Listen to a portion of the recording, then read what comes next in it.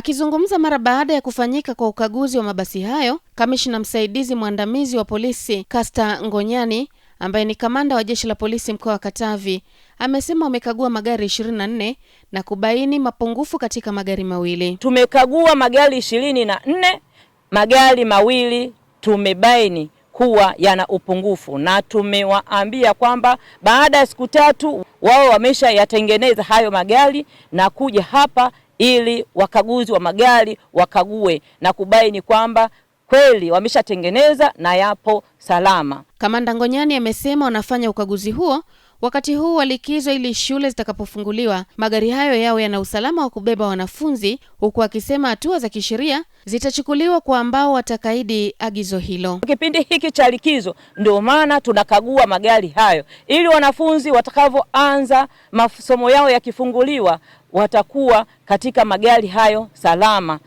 Na madereva pia wote ambao wanaendesha magari tumekagua leseni zao na tumekuta leseni zao zipo vizuri. Niwatake tu wamiliki wa magari yote ambayo yanayobeba wanafunzi waendelee kuja kwa ajili ya ukaguzi wa magari hayo.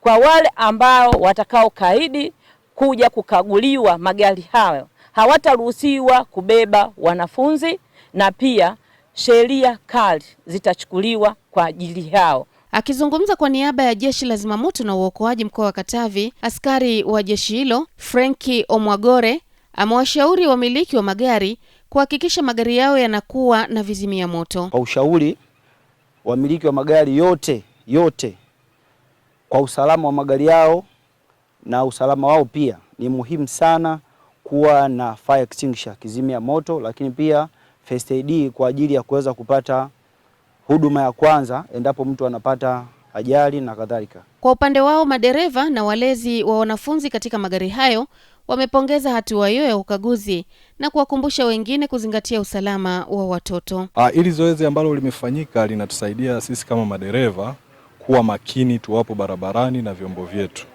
Tunapokuwa tunaendesha tuwe makini, tuzingatie sheria za usalama barabarani ambazo tunaendelea kusisitizwa. Nashauri wenzangu tunapokuwa barabarani tuhakikishe kwamba tunavusha watoto salama.